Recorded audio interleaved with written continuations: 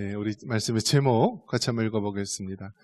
그러나 오늘부터 복을 주리라. 아멘.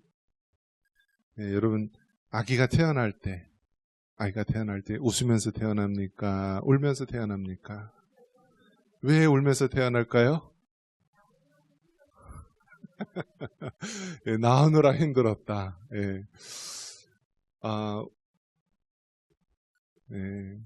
아이가 태어날 때 웃으면서 태어나지 않고 울면서 태어난다는 것, 이것이 참 우리에게 주는 의미가 깊은 것 같습니다.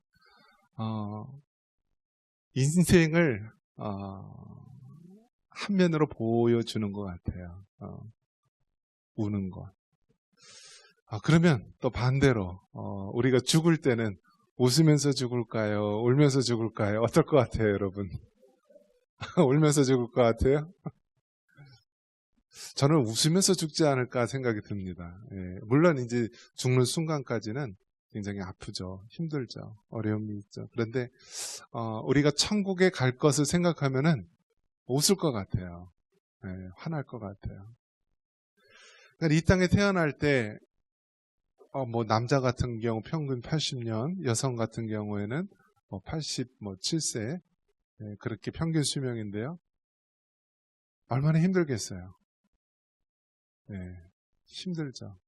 그래서 힘들다라는 그 말이 우리나라 언어에 참 많이 남아 있어요.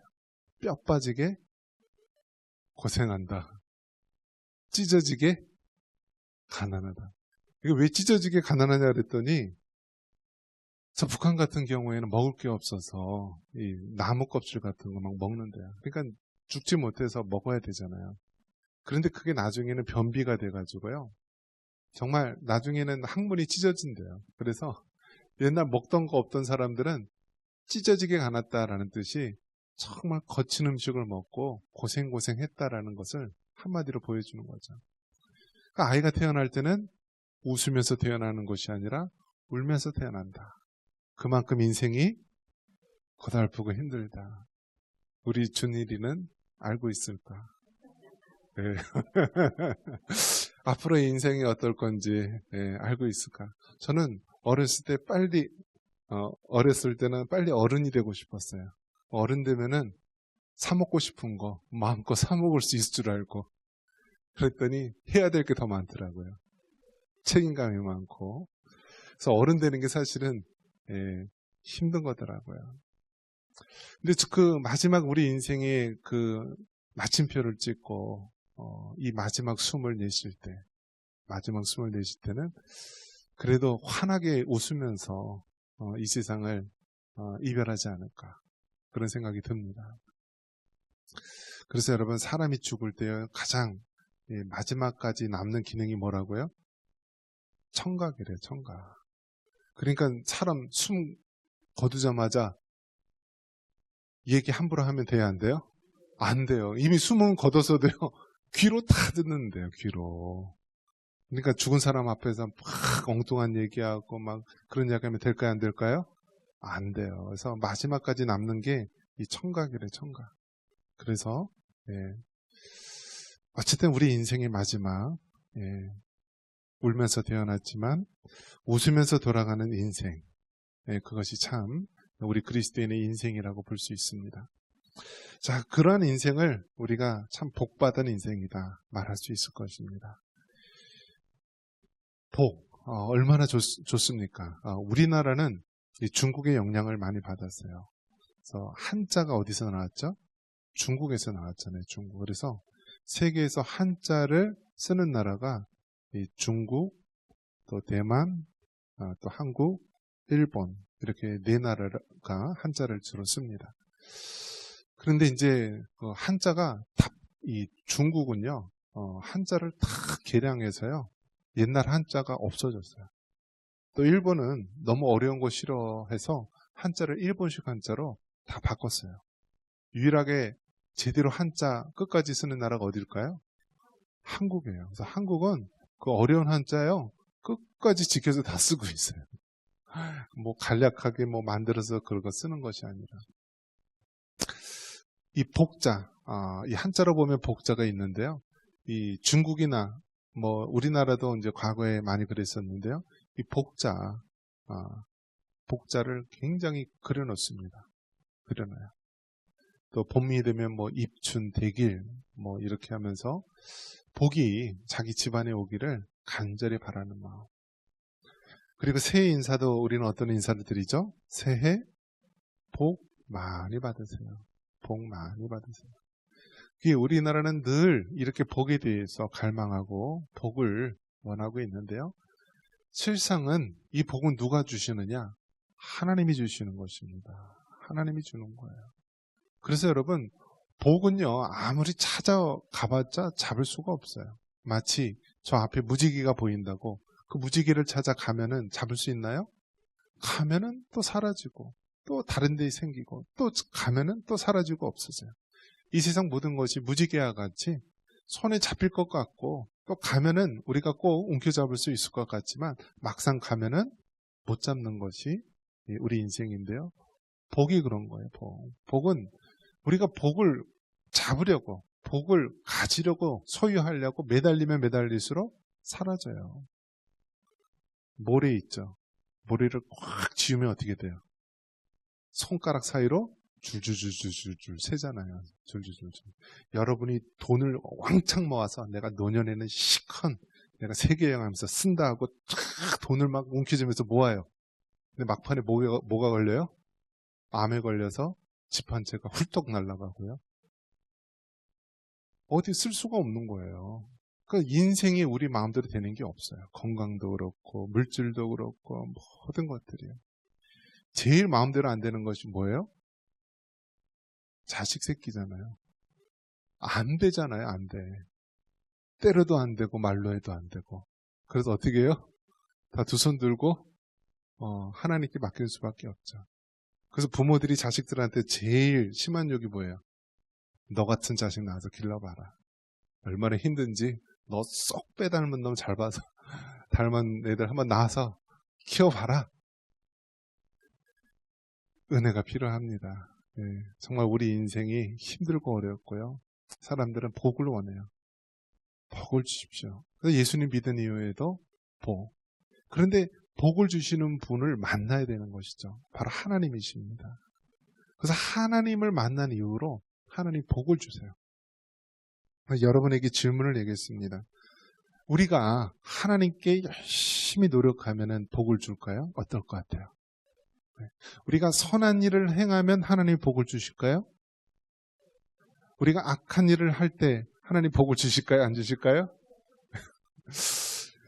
그러니까 기복신앙이라고 하죠. 기복신앙. 우리가 선을 행하면 하나님께서 복을 주시고 우리가 악을 행하면 하나님께서 화를 주시고 그래서 이것이 인류의 공통적으로 가지고 있는 모습이에요. 그러면 우리가 믿는 하나님도 선을 행하면 복을 주시고 악을 행하면 저주하시고 그런 하나님이신가? 제가 신앙생활을 하면서 느낀 것은 무엇이냐면 믿음이 없을수록요. 믿음이 없는 사람일수록 보여주세요. 하나님이. 보여주세요. 믿음이 아주 성숙하고 높은 사람이면 굳이 그렇게 하지 않아도 되는데 믿음이 나약하고 연약한 사람일수록 하나님께서 기복신앙처럼 뭔가 보여주세요. 그래서 우리 하나님은 맞춤식 교육을 아주 잘하시는 분이세요.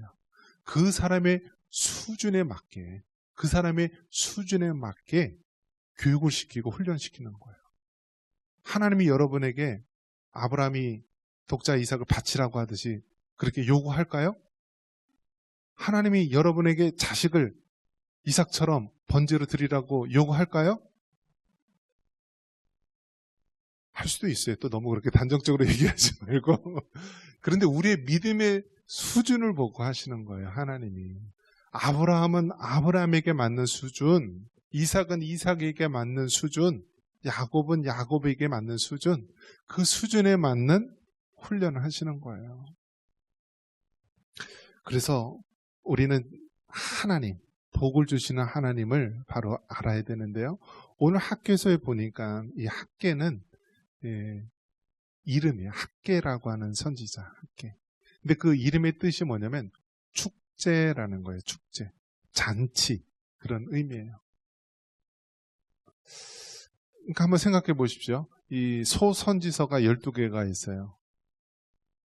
호, 열, 암, 오변미, 나합, 습, 학, 승말. 이게 이제 소선지자예요. 소선지서 12개인데 앞에 거는 바벨론 포로 이전이고 이 학개서부터는 포로 이후, 바벨론 70년 포로 이후에 기록된 말씀이에요. 그러면 지금 이 학개 선지자가 말하고 있던 상황은 어떤 상황이냐면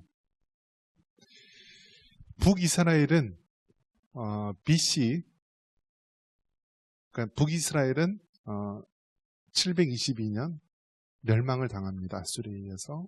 또 남유다는 바벨론에 의해서 BC 586년에 멸망을 당해요. 그래서 이스라엘 백성, 그 유다 백성들이요, 포로로 잡혀갑니다. 그래서 포로로 잡혀가면서 그 중에 이제 많은 다니엘이라든지 많은 사람들이 잡혀가죠. 그러다 바벨론에서 70년 동안 포로 생활을 하면서 이제 그 바사의 왕에 의해서 이제 이스라엘 백성이 포로 생활을 마치고 그 예루살렘으로 유다 땅으로 돌아오게 됩니다. 그렇게 돌아올 때 이 포로 이후에 첫 선지자가 학개라는 거예요. 학개가 얼마나 의미 있고 중요한 인물입니까? 그 앞 선지자들은 우울했어요. 이제 좀 있으면 이스라엘이 망한다. 유다가 망한다. 그러한 아주 우울한 일들을 선포하고 우울한 하나님의 메시지를 전할 수밖에 없는 상황이었다라고 한다면 학개서부터는 이제 포로 생활을 마치고 새로운 희망을 펼쳐나가는 그러한 선지자라는 거예요. 여러분 복 받기 원하십니까? 복 받기 원하세요? 그럼 어떻게 하면 될까요? 복 주시는 분께 잘 보여야 되잖아요. 아버지에게 용돈 받으려면 어떻게 돼요? 어렸을 때 아버지 분위기, 어머니 분위기를 잘 맞추고 막 심부름도 잘하고, 엄마 뭐 필요한 거 없어요? 아버지 뭐 심부름할 거 없어요? 이 복 주시는 분이 누군지 알아야 되잖아요. 우리 영의 아버지한테도 마찬가지잖아요. 복 주신 하나님을 우리가 잘 섬기고 잘 하면은요, 하나님께서 복을 주세요. 이게 꼭 기복신앙 때문에 그렇게 주시는 하나님이 아니라 하나님께서 우리를 사랑하시고 우리의 영적인 수준과 그 상태들을 잘 아시는 거예요. 그래서 정말 그 나이에 맞게 하나님께서 요구하시는 거예요. 어린아이들한테는 그 어린아이에 맞는 수준을 요구하시는 것이고요. 뭐 청년은 청년, 장년은 장년, 다 그 수준에 맞게 요구하시는 거예요. 하나님께 우리가 하나님을 잘 섬길 때 하나님께서 우리에게 복을 주시는 줄 믿으시기 바랍니다. 여러분 공부 잘하려면 어떻게 하면 돼요? 우리 이제 준일이 공부 잘하려면 어떻게 해야 돼요?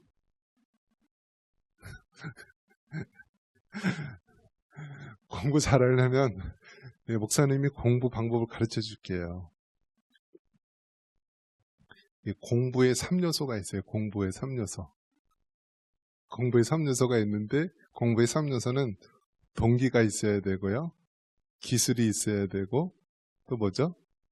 노력이 있어야 되는 거예요. 동기, 기술, 노력. 그러니까 동기는 내가 왜 공부해야 되는가? 그 모티브. 왜 공부를 해야 되는가? 난 의사가 돼서 어려운 사람을 내가 구해주는 사람이 되고 싶다 해서 동기가 있어야 되는 거예요. 공부를 잘하려면. 그 다음에 공부를 잘하려면 기술이 있어야 되는 거예요. 부모님이 서울대 나오면요, 자식들이 훨씬 서울대 가기 쉬워요. 왜요? 공부하는 기술을 알기 때문에 그런 거예요. 그 다음에 세 번째가 뭐예요? 노력을 해야 되는 거예요. 그래서 공부는요, 머리가 하는 것이 아니라 뭐가 한다? 더 구체적으로 엉덩이가 한다라고 해요. 공부는 머리가 하는 것이 아니라 엉덩이가 한다. 이게 무슨 뜻이냐면 책상에 앉아 있어야지 된다는 거예요. 앉아 있어야지.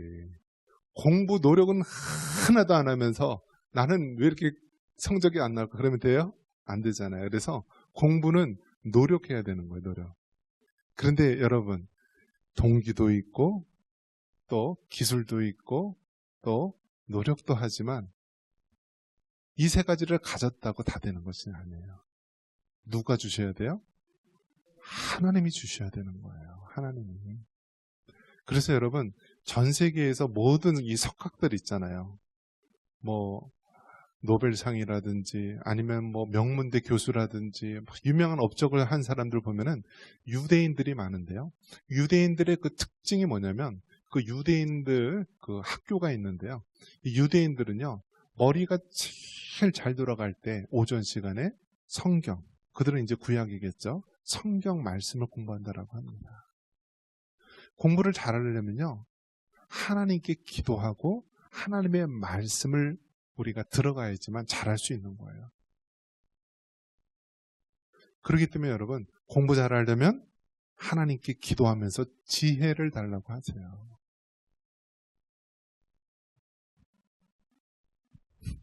자, 그러면 돈을 잘 벌려면 어떻게 해야 될까요, 여러분? 돈을 잘 벌려면 지금 사람들에게 제일 관심 있는 게 뭐냐면요, 경제학이에요. 경제학. 유튜브라든지 뭐든지 보면은요, 경제에 대한 것을 굉장히 관심을 갖습니다. 요즘 젊은이들 어떻게 하면 증권이나 주식이나 뭐 이런 투자를 통해서 많은 돈을 벌 수 있을까? 그런데 돈도요, 하나님이 주시는 거예요. 하나님이. 여러분, 이 강도에게 칼이 주어지면 그 칼은 뭐예요? 사람의 생명을 해치는 것이 되지만 의사의 손에 있는 칼은 사람의 생명을 살리는 도구가 되는 것입니다. 돈이란 것도 가치 중립적인 거예요. 그렇기 때문에 돈 자체가 악하다 선하다 말할 수 있는 것이 아니에요. 돈을 어떻게 사용하느냐에 따라서 의사의 손에 칼이 될 수도 있는 것이고, 돈을 어떻게 사용하느냐에 따라서 강도의 손에 칼이 될 수도 있는 거예요. 그러기 때문에 여러분이 정말 돈을 잘 보고 싶다, 하나님 앞에 바로 서십시오. 하나님, 내가 이 물질을 통하여 하나님 영광에 사용받고 싶습니다. 내가 이 물질을 통하여 이 땅에 정말 이러한 하나님의 일을, 영광을 나타내는 일을 하고 싶습니다. 라면서 그 준비가 될 때요, 하나님께서 부어주시는 거예요. 우리가 이제 구약 성경에 나오는 아브라함, 이삭, 야곱, 이 사람들을 족장이라고 합니다. 족장. 그 부족의 지도자를 얘기하는 거예요. 족장. 그런데 거부예요. 거부. 거부가 뭐예요? 부자라는 뜻이에요. 그러면 그 사람들이 어떻게 부자가 될 수 있을까요? 하나님이 부어주시는 거예요. 부어주시는 거예요. 복은 누가 주신다고요? 하나님이 주신다. 오늘 이 학개 선지자가 말하는 것이, 이전까지 이스라엘 백성, 하나님의 백성이라고 하는 자들이 우상을 섬기고 하나님을 멀리하며 살았을 때 하나님께서 결국 이스라엘을 저 이방 족속에 의해서 멸망당하게 했는데, 그러나 이제부터는 내가 복을 주리라. 한번 우리 그러나 보겠습니다. 19절 말씀 같이 한번 읽겠습니다. 19절입니다. 곡식 종자가 아직도 창고에 있느냐? 포도나무, 무화과나무, 석류나무, 감람나무에 열매가 맺지 못하였느냐? 그러나 오늘부터는 내가 너희에게 복을 주리라. 네. 따라해 보겠습니다. 그러나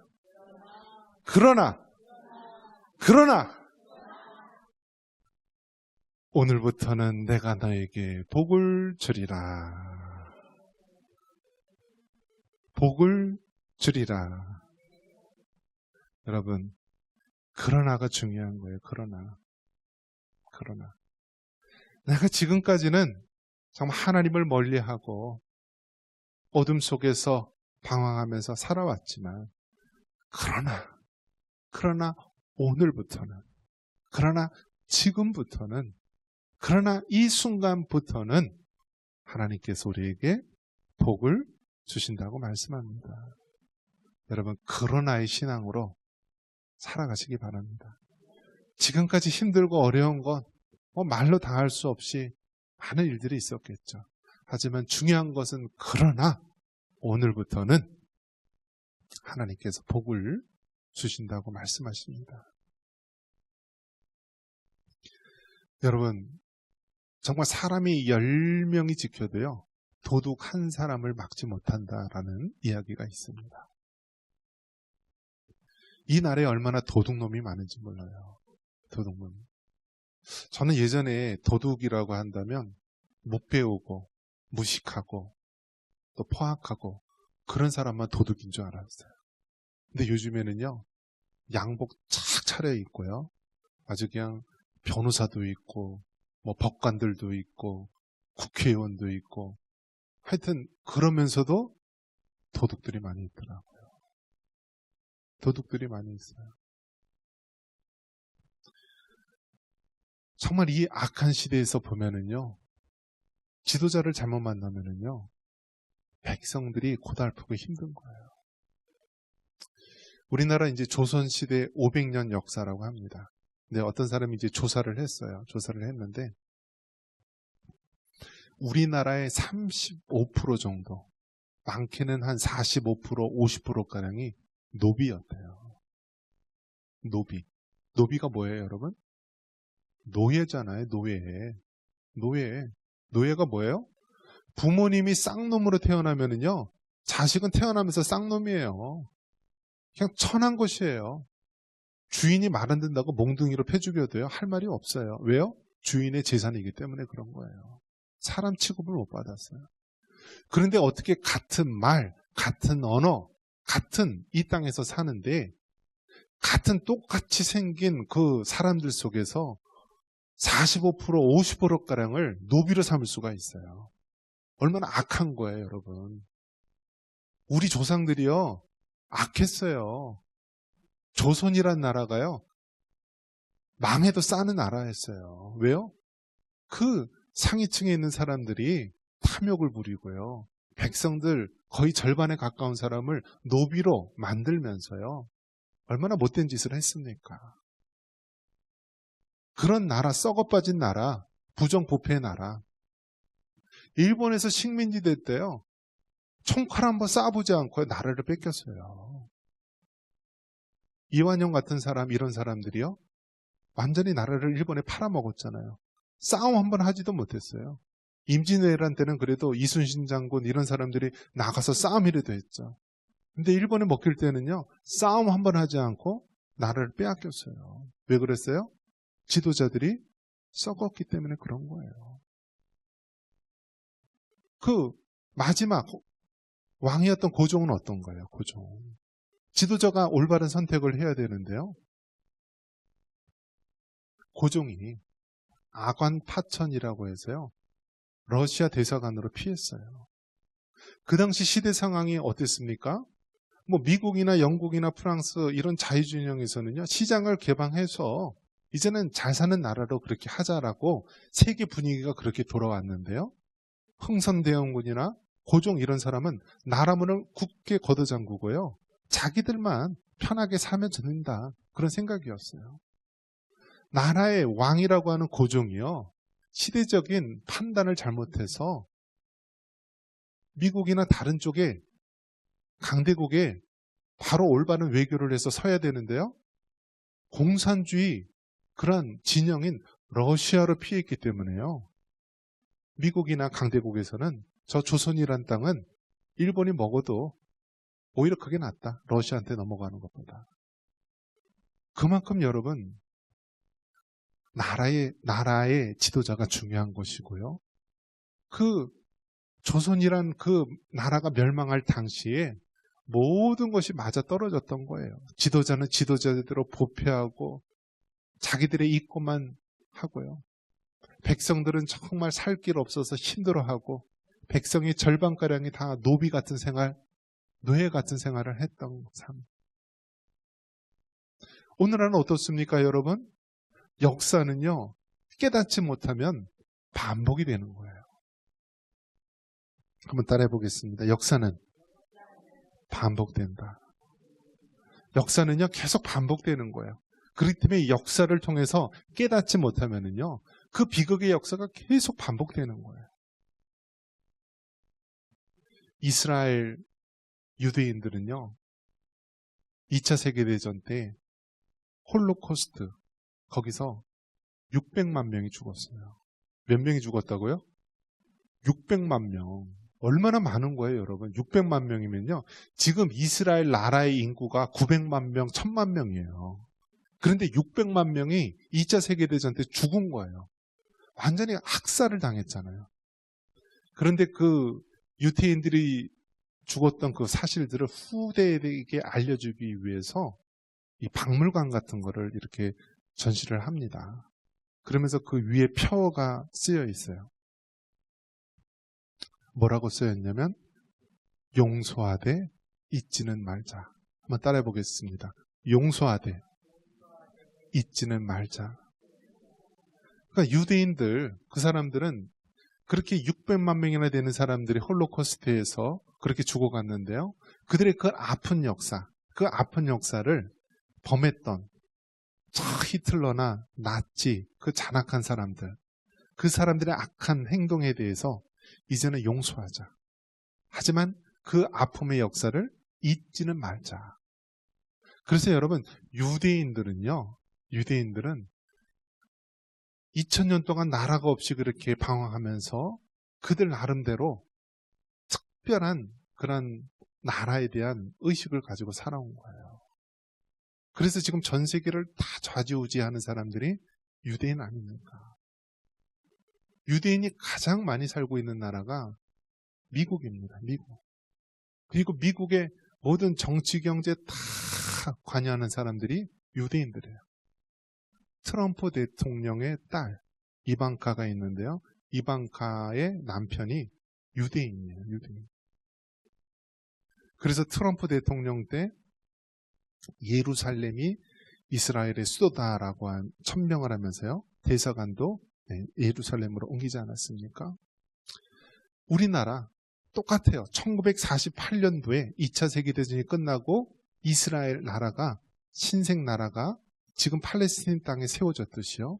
우리나라도 조선이란 나라가 멸망을 당하고 일본에 36년 동안 식민지로 있었다가 일본이 2차 세계대전 패망하면서 1948년도에 우리나라가 세워진 신생 나라입니다. 대한민국이 그런 나라예요.